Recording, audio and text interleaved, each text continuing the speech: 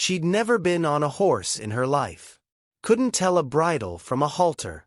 But when this wild stallion escaped his pen and charged straight toward her, something impossible happened.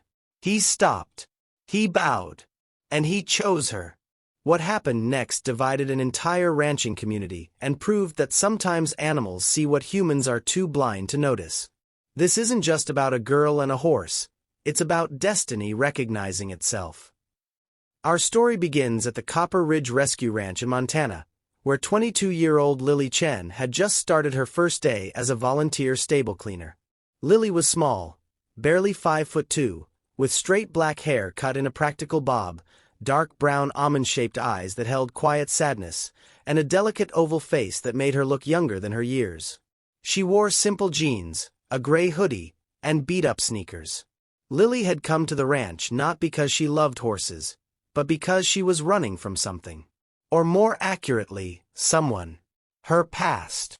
6 months earlier, Lily had escaped an abusive relationship in Seattle. Her ex-boyfriend, Marcus, had isolated her from friends, controlled her every move, and destroyed her confidence piece by piece. When she finally found the courage to leave, she'd fled with nothing but a backpack and $200 in cash. A women's shelter connected her with a Fresh Start program in rural Montana, a place so remote Marcus would never find her. But Lily was broken inside. She barely spoke, flinched at sudden movements, believed she was worthless. The ranch director, Sam Martinez, had hired her despite having zero horse experience, saying only, "Everyone deserves a second chance at life." Copper Ridge Rescue Ranch wasn't your typical stable. This was a last-chance facility for horses that had been abused, neglected, or were deemed too dangerous to rehabilitate. The ranch's mission was to save the unsavable, and its director, Sam Martinez, was a legend in rescue circles. Sam was a weathered 45-year-old woman with sun-damaged skin, deep laugh lines, steel gray hair pulled back in a practical braid, and intense green eyes that could read an animal's soul. She wore dusty Wranglers, a faded plaid shirt, and boots that had seen 1,000 miles. Sam ran the ranch with her wife, Elena, and a small team of experts who believed broken didn't mean hopeless. The ranch's most notorious resident was a stallion they called Ghost. He'd arrived 3 months earlier from a hoarding situation where 30 horses had been starved and beaten. Ghost was a gray Andalusian, 7 years old, with a coat that looked silver in certain light and dark, haunted eyes that held depths of trauma. He was stunningly beautiful, strong arched neck, powerful hindquarters, flowing mane and tail, but completely feral. He'd attacked 2 experienced trainers, sent one to the hospital with broken ribs, and spent his days in an isolated paddock away from the other horses. The vet had recommended euthanasia. Sam had refused, but even she was running out of options and time. Lily's first morning was supposed to be simple: muck out empty stalls, refill water buckets, stay away from the horses. Sam walked her through the barn, pointing out which horses were safe and which to avoid completely. "That paddock at the end," Sam said, gesturing to an isolated area where a magnificent gray horse paced restlessly. "That's Ghost. Never, and I mean never, go near his fence. He's unpredictable and dangerous. We're trying our best, but honestly, sweetie, I don't know if he's going to make it."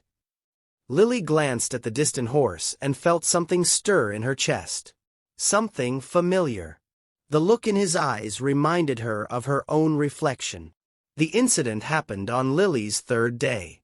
She was wheeling a water bucket across the main yard when she heard shouting. Ghost had somehow unlatched his gate, his intelligence working against everyone's safety, and was loose. The stallion burst into the main yard at full gallop, wild-eyed, hooves thundering, sending ranch workers scattering and scrambling for safety. "Get inside! Now!" Sam screamed from across the yard. But Lily, frozen in the middle of the open space with nowhere to run, did something her therapist would later call a trauma response. She stopped moving entirely. She couldn't flee, couldn't fight.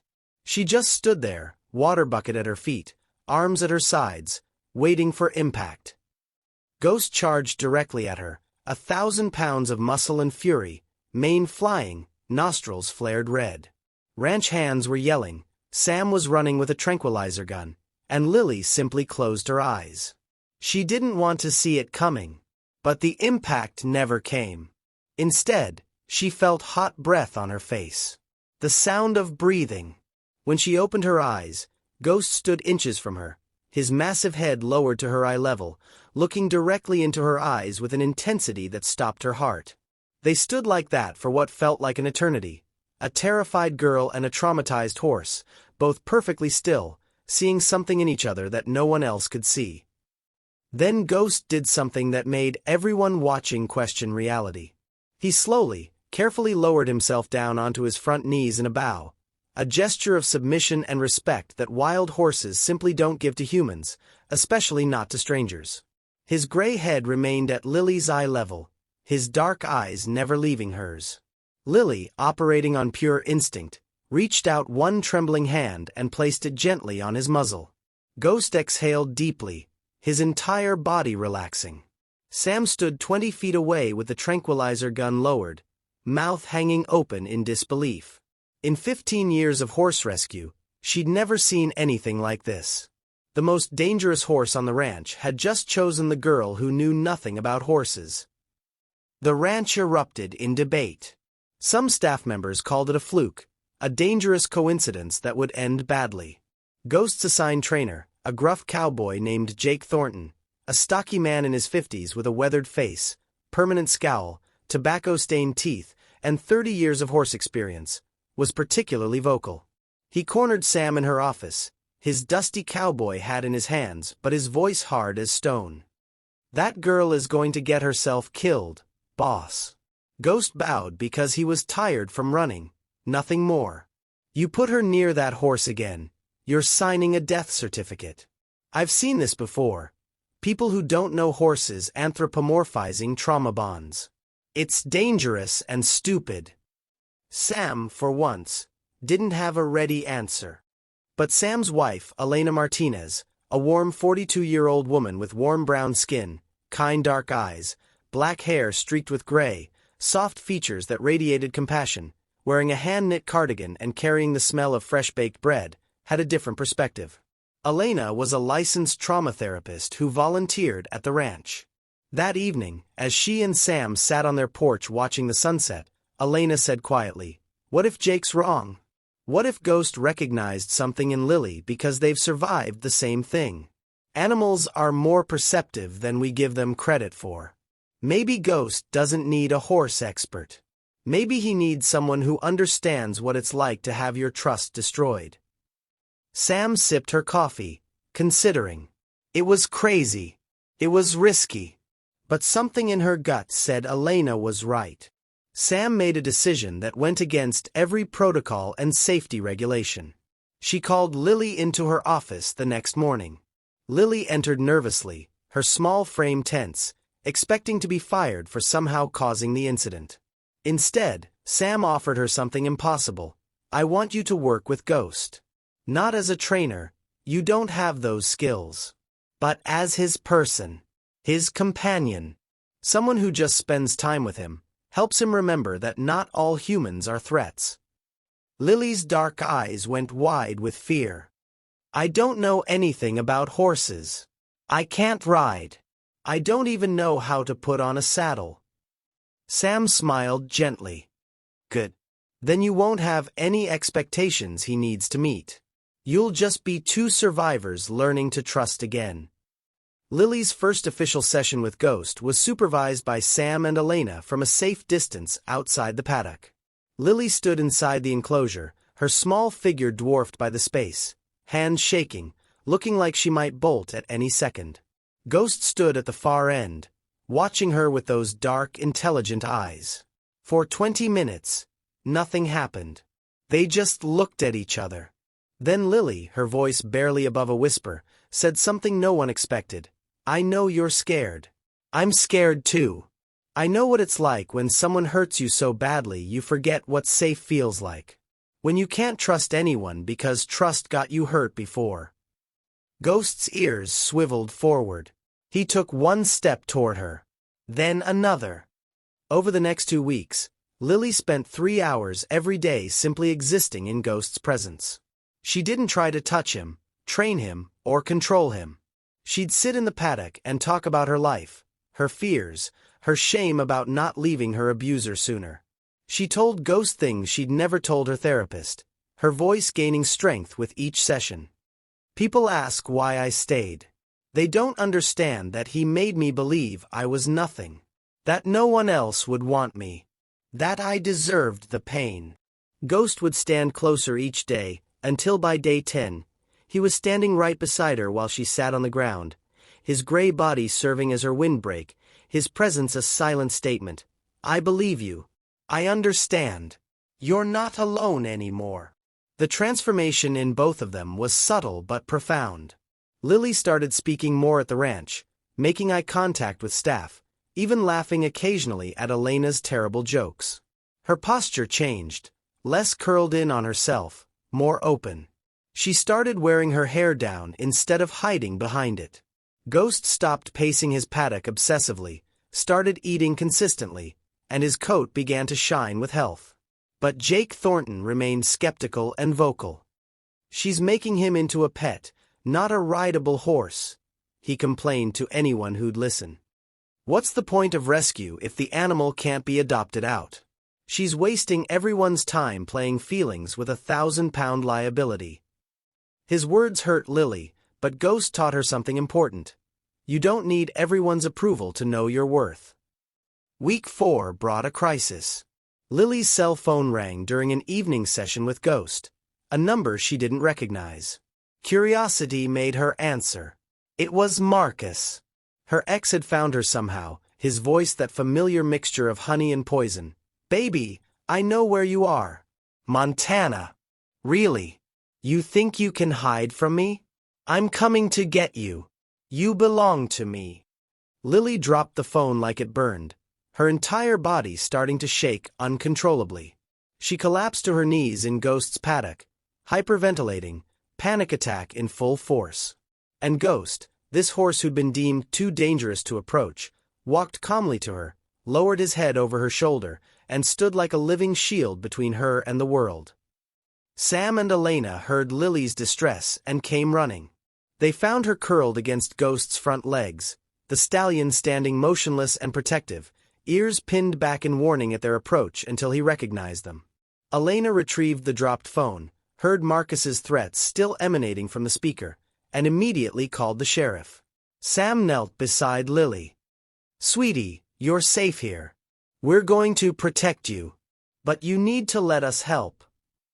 Lily looked up at Ghost, who hadn't moved an inch, and something shifted inside her. She'd spent 6 months running and hiding. Ghost had taught her that survival wasn't the same as living. It was time to stop being afraid. I want to press charges, she said, her voice steady despite her tears. All of them. Every time he hit me. Every threat. Everything. The next 2 weeks were legally intense but emotionally liberating. With Elena's support, Lily filed a detailed police report, obtained a restraining order, and worked with a prosecutor building a case against Marcus.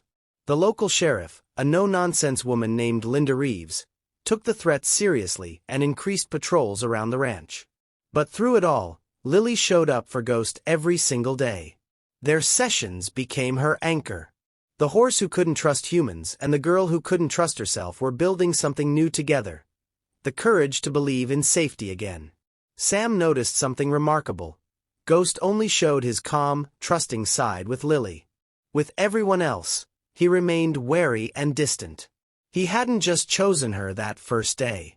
He'd bonded to her completely.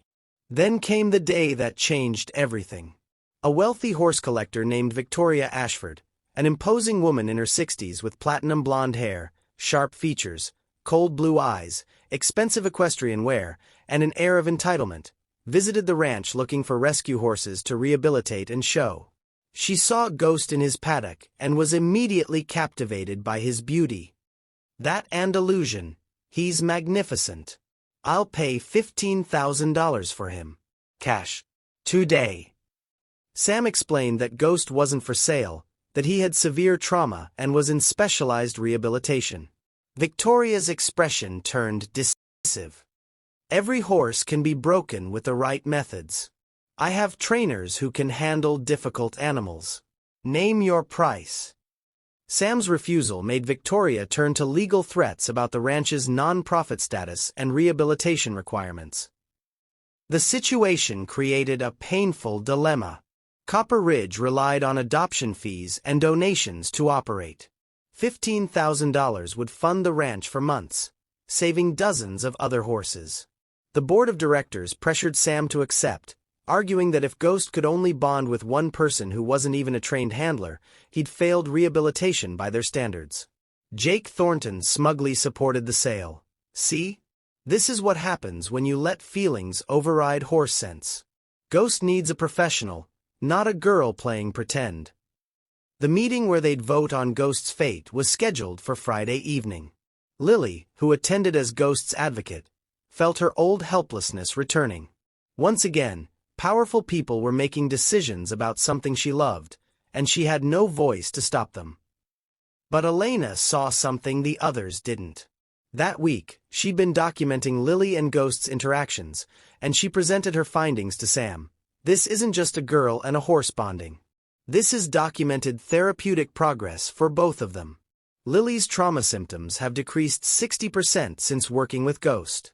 Her anxiety scores are down, she's sleeping through the night, she's re-engaging socially. And Ghost. His stress behaviors have nearly disappeared. His weight is healthy. He's calm and responsive with her. This isn't failure. This is the exact mission of this ranch. Healing trauma. You can't put a price tag on that. Sam looked at the data, looked at her wife, and made her decision. Then we need to show the board something they can't argue with. We need to demonstrate their progress publicly. Sam proposed something radical for the Friday meeting. A live demonstration where Lily would work with Ghost in front of the board, Victoria Ashford, and invited community members. If Lily could demonstrate genuine connection and Ghost's rehabilitation, the board would refuse the sale and establish a new category: permanent sanctuary horses bonded to specific handlers. If it failed, Ghost would be sold. Lily was terrified. She still couldn't ride. Barely knew horse terminology. But Ghost had taught her something crucial. Courage isn't the absence of fear. It's acting despite it. What do you need me to do? She asked Sam. Just be yourself with him, Sam replied. Show them what I see every day. Show them that healing doesn't look like breaking, it looks like trust. The Friday evening demonstration drew a crowd. The ranch's main arena was filled with board members, donors, skeptical trainers, and community members curious about the girl and the wild horse. Victoria Ashford sat in the front row, her expression predatory, already planning Ghost's show career. Jake Thornton stood with arms crossed, waiting to be proven right. Lily stood at the arena gate in her simple jeans and hoodie, looking impossibly small next to the massive space. Sam released Ghost into the arena. No halter, no rope, completely free. The stallion cantered around the perimeter, his silver coat gleaming under the arena lights, magnificent and wild. Lily walked into the center and simply stood there, waiting. For 3 long minutes, Ghost circled the arena while Lily stood motionless in the center, her dark eyes following him calmly. The crowd grew restless. Victoria whispered something to a board member, smirking. Then Lily did something that made the arena fall silent. She sat down cross-legged on the ground, making herself completely vulnerable, and began speaking in her quiet voice. Not loud enough for the crowd to hear, but Ghost's ears swiveled immediately toward her. She was telling him about her nightmares, about how he'd taught her that being chosen by someone who sees your worth is more powerful than being wanted by everyone. Ghost slowed his canter to a trot, then a walk, then stopped. He turned and walked directly to her. Ghost approached Lily and lowered himself into that same bow he'd given her the first day. Front legs folded, massive head at her level, a gesture of complete trust and submission. The crowd gasped. Lily stood slowly, ran her hand along his neck, and then did something no one expected. She attempted to mount him bareback. She'd never been on a horse in her life, and her first 2 attempts were clumsy, but Ghost stood perfectly still, helping her balance with subtle weight shifts. When she finally sat on his back, both of them trembling slightly, Ghost rose smoothly to his feet. Lily had no reins, no saddle, no control. Just trust. Ghost walked forward with Lily on his back, responding to her slightest weight shifts and whispered words, moving as one being. They moved around the arena in perfect harmony, walking, then trotting gently, Lily's hands gripping Ghost's mane, her face showing fear and exhilaration mixed together. This wasn't professional riding. It wasn't technically impressive. But it was something far more powerful. Visible proof that healing is possible, that broken bonds can be reformed, that trust can be rebuilt even after it's been shattered.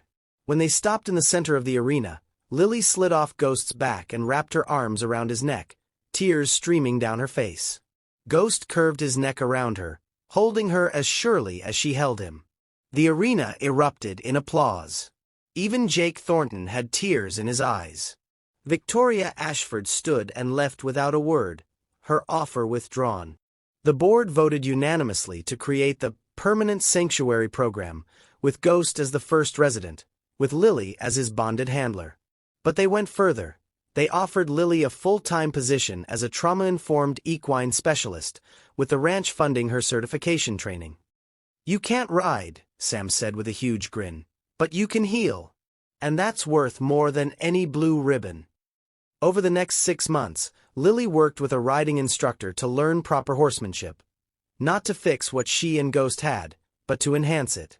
She learned to ride correctly, to understand equine behavior, to communicate in ways that honored Ghost's trauma while building new skills. Ghost learned that not all training meant control. Some teaching meant empowerment. Marcus's case went to trial 8 months after Lily arrived at the ranch. With Elena's support, Lily testified clearly and powerfully about the abuse, her voice steady, her posture confident.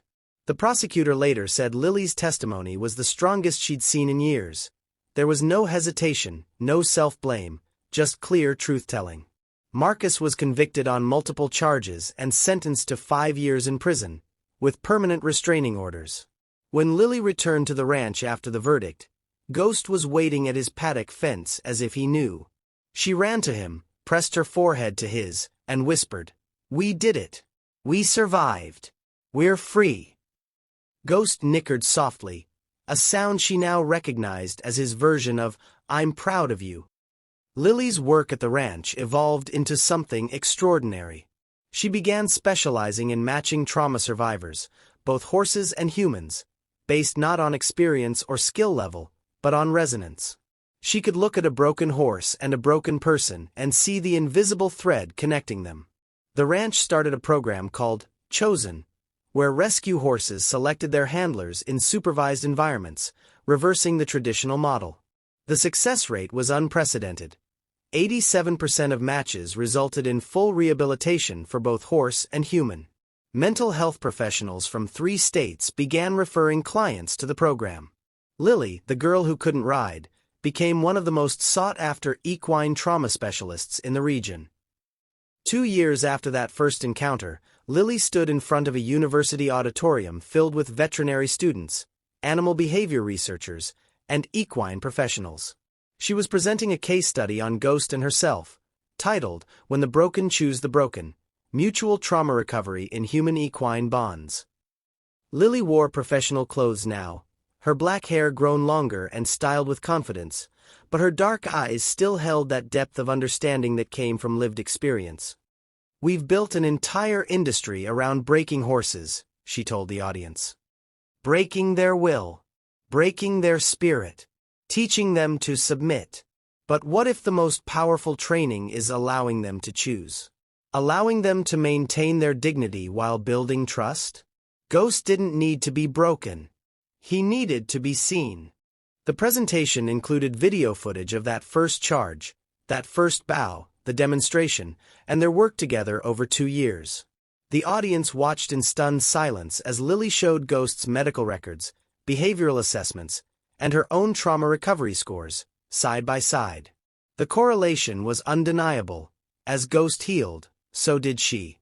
As she grew stronger, so did he. They'd saved each other in equal measure. The presentation ended with recent footage of Lily riding Ghost through mountain trails, both of them moving with absolute trust and joy, her laughter echoing as he playfully tossed his mane. A researcher asked, "What's your success metric? What defines successful rehabilitation?" Lily smiled.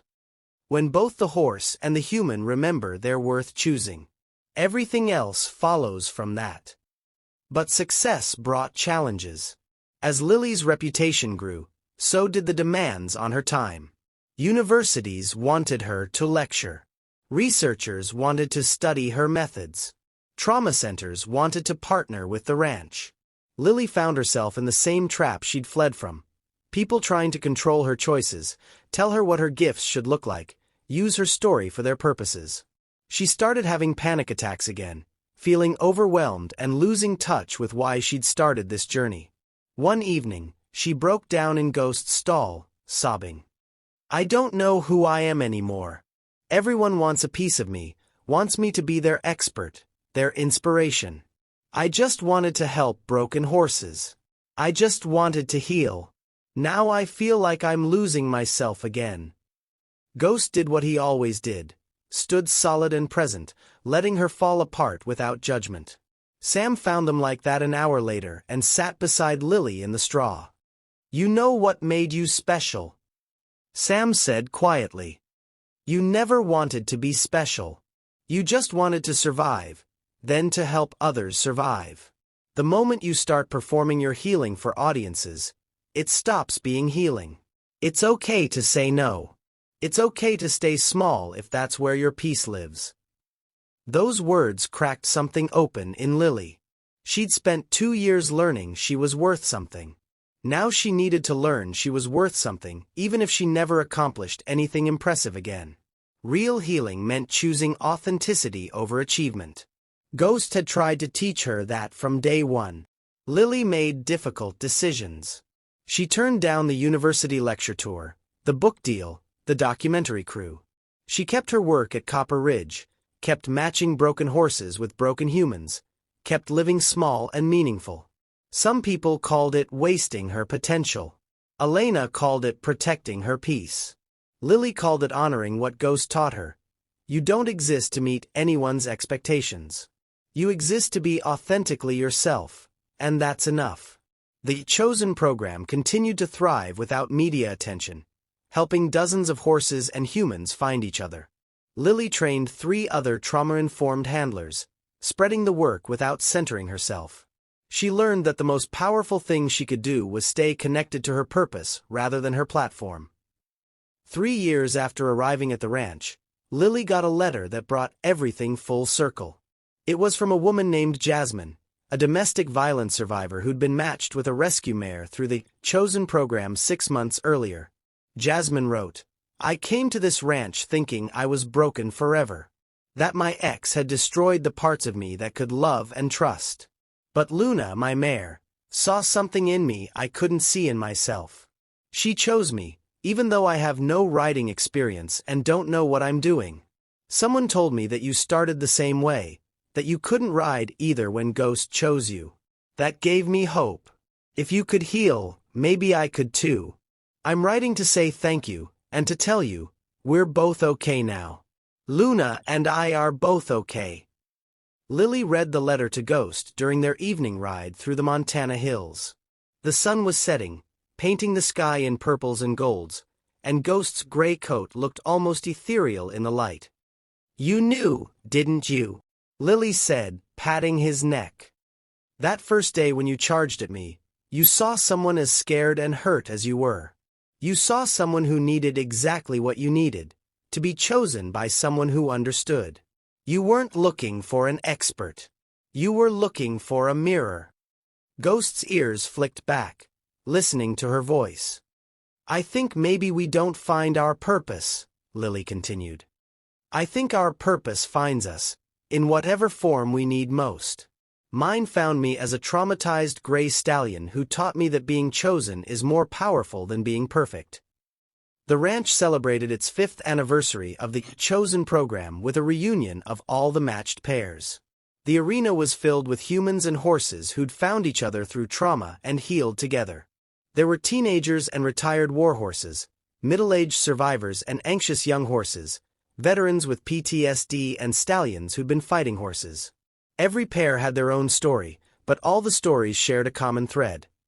Healing happened when someone saw you, truly saw you, and chose you anyway. Sam gave a speech thanking Lily for showing them a different way. Jake Thornton, now completely converted to the program's philosophy, admitted publicly he'd been wrong and that he'd learned more from watching Lily and Ghost than 30 years of traditional training had taught him. But the most powerful moment came when Elena asked Lily to say a few words. Lily stood in the center of the arena with Ghost beside her. No halter, no lead rope, just companionship, and looked around at all the pairs. 4 years ago, I came to this ranch planning to clean stalls for a few weeks before moving on. I had no plans, no dreams, no belief that I'd ever be anything but a survivor trying to outrun her past. Then a wild horse charged at me, and instead of running me down, he chose me. He didn't choose me because I was qualified.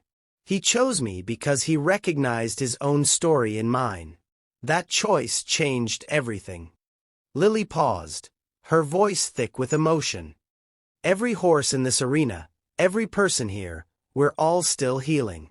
We're all still learning to trust. But we're doing it together, and that makes all the difference.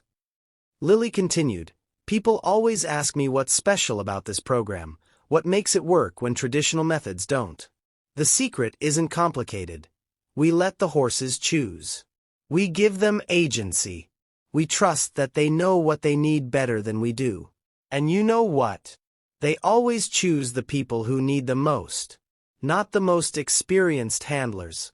Not the wealthiest adopters. They choose the ones whose hearts match their own.